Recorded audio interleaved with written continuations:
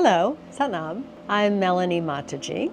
Nice to meet you. We are a yoga studio primarily that focuses on Kundalini, meditation, yoga, all the things around your Kundalini energy. It's pretty spectacular. So what inspired you to create the Soul and Shelter Showcase? I've always been inspired to give back to the community, and that is primarily my mission in how I operate my business. I am an entrepreneur that way. Whenever I can, I create events around inviting other vendors, other people who are also in entrepreneurship and like-minded space of offering community endeavors to improve the community, local-owned businesses, small business endeavor, all of that. And when we come together, it's a proven fact that when we come together and do things in a group effort, the efforts are quite mighty and the results are very, very powerful and optimized. How do you infuse healing and intention into your creations, into your work?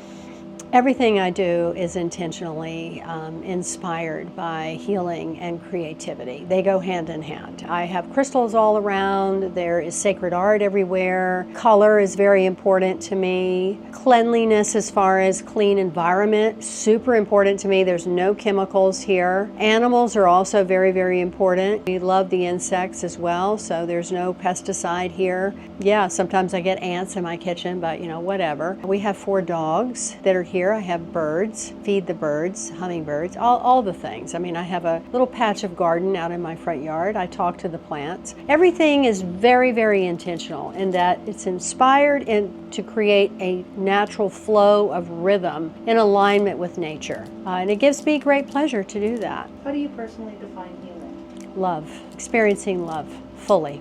And loving that in the energy and the experience of love, it's also known as the possibilitator. And within that sense of grace, of love, even challenges such as fear, anger, sadness, or worry, anxiety, all the things that can certainly come up even unexpectedly. If you have the ability to stay focused on there is love in all of this,